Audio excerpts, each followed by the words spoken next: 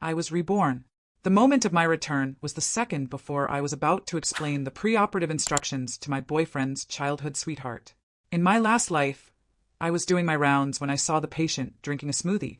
I stopped her immediately and informed my boyfriend, the attending surgeon, that the patient hadn't fasted. For her own safety, the surgery had to be postponed. The patient then blasted the story all over the internet, blaming me for not reminding her. My professionalism was torn to shreds. I tried desperately to explain, to clear my name, but no one believed me. Then my own boyfriend, Leo, started a rumor that my nursing degree was fake, that I'd gotten my job through shady connections. The internet turned on me. I was doxxed. An enraged stranger threw acid in my face. It wasn't until after I was run down by a car and killed that my soul, hovering above, saw the truth. The patient was Leo's childhood sweetheart. It had all been a setup. They say nurses are angels in white, saving lives. I gave the patient her pre-op instructions, but when I checked on her, I found her sipping a smoothie. Guided by my professional ethics and a concern for her safety, I told my boyfriend, the surgeon, that we had to postpone. The patient, Mia, accused me of never telling her. By that afternoon, I was trending. Another patient in the same room had filmed the confrontation and posted it online. The internet mob questioned my competence. I posted my degrees, my awards, my commendations from university, and my career. It did nothing. Then my Leo, posted a video with his own name attached, claiming I was a fraud who had used connections to get my job. The harassment escalated. Sulfuric acid scarred my face forever. Finally, a so-called vigilante ran me over with his car. After I died, I watched as Leo and Mia built their careers on the ashes of my life, profiting handsomely from my public execution. Floating in the air, I watched them embrace, and my ethereal hands clenched into fists. Only then did I understand. It was all a trap they had laid for me. Brandy? Oh, you're here. Does this mean it's almost time for my surgery? A familiar, nauseatingly sweet voice echoed in my ear. I looked up, and my vision was filled with a deceptively innocent face. A tearing, ripping pain spread from my heart through every inch of my body. It was only when my lungs filled with the sharp, cold, antiseptic air of the hospital that I realized I was alive again. Reborn. In the exact moment before I was to give pre-op instructions to Mia, Leo's childhood sweetheart. I've been waiting for so long. I'm so excited for the surgery, she said, her voice raspy. I even took a whole week off work for this. And I'm still in my probationary period. You'll take good care of me, won't you, Brandy? She touched her neck as she spoke, as if it were a great effort. Last time, I'd felt sorry for her. A fresh graduate, all alone in the hospital. I'd given her extra attention, soothed her anxiety when she fretted, especially when the other patients chimed in on her behalf. Before leaving, I had explicitly told her, no food or water before the surgery. And yet, the next morning, I found her drinking a smoothie. I had told her with genuine regret that we'd have to postpone, that eating before anesthesia was dangerous. Mia had burst into tears. Why didn't you remind me properly? Are you trying to get me fired? I'm never coming to this hospital again. The other patients in the room heard her hoarse, strained voice and saw me standing there, silent and still. They jumped to her defense. She's just a young girl who just landed a job. You need to take extra care of her during her probation period. It's so hard to find a job these days. You can't be the reason she loses it. Oh, right. Of course. Saint Mia. Her life is so hard, her situation so fragile. And all of you, with your unsolicited advice, you think you're so noble. You care more about her than my own boyfriend, no ex-boyfriend, does. I quietly took out my phone and hit the record button. Then I launched into my full, by-the-book, award-winning nursing protocol. Excuse me, are you patient Mia Sullivan? Yes, that's me. As per preoperative procedure, you must abstain from all food and drink. Failure to do so will result in the postponement of your surgery. Patient Mia Sullivan, do you understand? I understand, Mia rasped, a flicker of annoyance in her eyes. A patient nearby snickered. What's with all the theatrics? Such pointless formality. Mia nodded slightly, a smug look crossing her face. I know, right? All this red tape. I wonder if it actually helps them take care of patients. I smiled, a tight, professional mask. Patient Sullivan expressed some anxiety about her procedure. To reassure her and demonstrate my professional competence, I am utilizing this highly structured protocol. This was the exact procedure that had won me a national nursing skills competition. Damn right it was structured. Looking at Mia's phony, self-satisfied act, I had to resist the urge to slap her back to reality. The audacity of someone who plays the victim while setting a trap. Let's see how you play the victim tomorrow. During my pre-op rounds the next morning, I timed my visit perfectly, deliberately avoiding the moment she was eating. With my recording pen active and my professional smile plastered on, I approached her bed. Patient Sullivan, your surgery is scheduled for this morning. Can you confirm that you have not had any food or water since 10 p.m. last night? Of course, she said, her voice still hoarse but laced with triumph. I haven't had a bite to eat or a drop to drink since yesterday afternoon. Well, except for the smoothie I just finished. As she spoke, she glanced at me from the corner of her eye, watching for my reaction. I, who had been watching her every move, caught the micro-expression. I kept my smile frozen in place. I'm very sorry, but since you did not follow pre-operative instructions, your surgery will have to be postponed. Just then, as if on cue, Leo walked into the room. I grabbed his arm and pulled him outside. A tidal wave of pain and despair washed over me. Hatred filled my chest until I thought I would suffocate. In my last life, I gave up a position at a prestigious, top-tier medical center to be a nurse at this small community hospital for him. And he repaid me by destroying my life. My nails dug into my palms, the sharp pain the only thing keeping the volcanic rage from erupting. I forced a smile. The patient ate before surgery. We have to postpone. And also, I added, after your shift, let's call off the engagement. What the hell is wrong with you? He snapped. Now, her surgery has to be delayed. And don't you dare play these hard-to-get games with me. Who do you think will want you after you break up with me? We parted on that ugly note. Did he have any idea the trouble I was going to, just to extricate myself from this mess? I truly hope you two vipers have the loving life you deserve. When I returned to the room, Mia was in the middle of a full-blown meltdown. Snot and tears smearing her face. Why didn't you remind me properly? She wailed. You did this on purpose.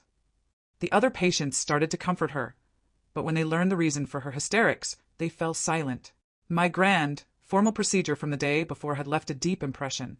Even these bystanders knew she was supposed to fast. Her own negligence was to blame. Seeing that she had lost her audience, Mia leaped from the bed, grabbed her thermos, and flung its contents at me. It was the rest of her morning smoothie. I didn't move. I let the lukewarm liquid splatter across my face. Because I saw it, the other patients in the room, their phones all raised, all recording. I went straight to the restroom and splashed my face with cold water. In the ripples of the sink, I saw my own reflection, a wide, triumphant smile spreading across my face. I looked at my skin, slightly pink from the not-so-hot liquid. Not quite enough. I dried my face and took a small pot of blush out of my pocket, a sample I'd packed in anticipation of this very moment. With Mia's temper, an outburst was inevitable. I swept a heavy amount across my cheeks, then took a quick photo of my profile. I touched my face, almost laughing out loud. I knew the double-edged sword of the internet better than anyone. Last time, it destroyed my reputation overnight and made Mia a star. But why should a woman like that get to build her success on the backs of other women? Since she used this stage to ruin me, I was going to make sure she choked on her own performance. You wanted to go viral, Mia? You've got it. Let's see if you can handle the fame. After being fired, Brandy is at her lowest point. Her ex-boyfriend has betrayed her, his lover has framed her, and the world believes she is a negligent, incompetent nurse. But Brandy has a plan. Armed with evidence and a deep understanding of the very weapon used against her, she is ready to turn the tables. Now it was my turn to fight back, and I wondered if Leo and Mia were ready for the storm. The hospital at night was a different creature. The corridors hummed with fluorescent light, sterile and indifferent, yet every shadow seemed to whisper. I walked them like a ghost, my badge clipped neatly to my chest, my smile polished into something unbreakable. Inside, however, I was a furnace. They thought they had buried me once. They thought the internet's claws, Leo's betrayal, Mia's crocodile tears, had been enough to grind me into dust. But this time I had foresight. This time I had evidence. I opened my phone, scrolling to the video I had recorded. Mia's smug face, her careless confession about the smoothie, her triumphant glance at me, it was all preserved. Every word, every flicker of her expression, time-stamped and undeniable. But I would not release it yet. Not immediately. Revenge, like surgery, required precision. The incision had to be clean, the timing exact. The next morning, Leo stormed into the staff lounge. His jaw was tight, his eyes flashing with the arrogance I once mistook for brilliance. What the hell are you doing, Brandy? He hissed. You're making me look bad. Mia's family is furious. Do you want to ruin your career for good? I looked up from my notes, calm, deliberate. My career was already ruined, Leo. By you. He laughed, sharp and cruel. You think anyone will believe you? You're nothing without me. I closed my notebook with a snap, savoring the sound. I don't need them to believe me. I just need them to watch. His face froze. He understood. The weapon I had chosen was the same one that had destroyed me, the public eye. Mia played her role to perfection. She cried in the ward, accused me of sabotage, begged Leo to intervene. Her voice was hoarse, her tears endless, her theatrics exhausting. But the other patients had seen too much. Their phones had captured her tantrums, her contradictions, her smug little smiles. Quietly, those recordings began to circulate. Anonymous forums, private groups, whispers in the digital dark. And then the turning point. A journalist reached out. Anonymous, cautious but curious. We've been following your case, the message read. We know about the smoothie. We know about Leo. Would you be willing to talk? My pulse quickened. Last time, the media had crucified me. But now I held the blade. Yes, I typed. But only off the record. For now. The storm gathered slowly, like a bruise spreading beneath the skin. Leo and Mia laughed together in the cafeteria, their voices syrupy sweet, their hands brushing like lovers in a cheap romance. I watched from the doorway, my smile razor thin. They thought they were untouchable. They thought the hospital was their stage, the internet their audience. But I had rewritten the script. This time, when the curtain rose, it would not be me standing in the spotlight, broken and bleeding. It would be them. I began small. A carefully worded post, clinical in tone, accompanied by a blurred photo of Mia's smoothie cup. When patients ignore fasting instructions, nurses pay the price. It spread quickly. Some mocked me, others sympathized. But the seed was planted. The narrative was shifting. Then came the second post, a short clip of Mia's voice, admitting she had drunk the smoothie. No names, no faces, just the words. The internet buzzed. Speculation bloomed. Who was the patient? Who was the nurse? Why was the surgery postponed? I watched the chaos unfold with quiet satisfaction. Leo confronted me again, his anger barely contained. You're playing with fire, he spat. You'll burn yourself. I met his gaze, unflinching. I've already burned, Leo. You lit the match. His hand twitched, as if he wanted to strike me, but he didn't dare. Too many eyes, too many witnesses. Instead, he leaned close, his voice venomous. You think you can win? You're nothing. Mia and I, we're the future. You're just a bitter little nurse, clinging to scraps. I smiled, cold and sharp. Then let's see how the future handles the past when it refuses to stay buried. Mia's meltdown reached new heights. She screamed in the ward, accused me of poisoning her, claimed I had sabotaged her surgery. But the other patients, armed with their recordings, began to push back. She's lying, one whispered. We saw her drink the smoothie. She's just trying to blame the nurse, another muttered. The tide was turning. Slowly but undeniably. The journalist contacted me again, this time more direct. We want to publish. We have corroboration. We have witnesses. Will you go on record? I hesitated. The memory of my last life, of the mob tearing me apart, was still raw. But I had prepared. I had evidence. I had allies. Yes, I replied. But I want the full story told. Not just the scandal. The betrayal. The setup. Everything. The article dropped like a bomb. Nurse targeted in viral scandal was victim of setup, the headline read. It detailed Mia's negligence, Leo's betrayal, the recordings from other patients. My professionalism, my awards, my commendations, all laid out in black and white. The internet erupted. Some apologized. Others doubled down. But the narrative had shifted. I was no longer the villain. I was the victim. And Mia? She was exposed. Leo tried to salvage the situation. He posted videos defending Mia, attacking me, claiming the recordings were doctored.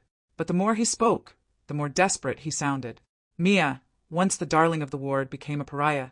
Patients whispered. Colleagues avoided her. Journalists hounded her. Their empire, built on my ashes, was crumbling. I stood in the restroom, staring at my reflection. My face was calm, composed, but my eyes burned with something deeper. I had died once. I had been destroyed. But now I was reborn, not just in body but in purpose. This was no longer about survival. It was about justice. And justice, I realized, was not enough. I wanted retribution. The hospital board called a meeting. Leo and Mia sat across from me, their faces pale, their confidence shattered. Brandy, the director, said, "We've reviewed the evidence. We owe you an apology. Your conduct was exemplary. The patient's negligence was clear. The harassment you endured was unacceptable. I inclined my head, my smile polite. Thank you. Leo shifted uncomfortably. Mia stared at the floor. But I wasn't finished. Not yet. Outside the hospital, the crowd gathered. Protesters, journalists, curious onlookers. Some held signs demanding justice for nurses.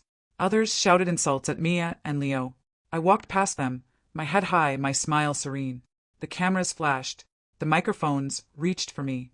Do you have anything to say, Brandy? I paused, then spoke, clearly my voice carrying. Yes, nurses are angels in white. We save lives.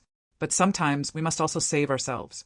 And when betrayal comes from those closest to us, we must fight back. Not just for ourselves, but for every nurse who has ever been silenced. The crowd roared. That night, alone in my apartment, I sat at my desk, reviewing the footage, the articles, the comments. Leo and Mia were finished. Their reputations destroyed, their careers in ruins. But I felt no peace, because I knew them. I knew their ambition, their hunger. They would not stop. They would find another stage, another victim. Unless I ended it. I opened a new file on my computer. A dossier. Every lie Leo had told. Every manipulation Mia had performed. Every witness. Every recording. Every shred of evidence. I compiled it meticulously, clinically, like a surgeon preparing for an operation. This was no longer about defense. This was war. The storm had begun. And this time I was not the prey. I was the hunter. Subscribe for more videos.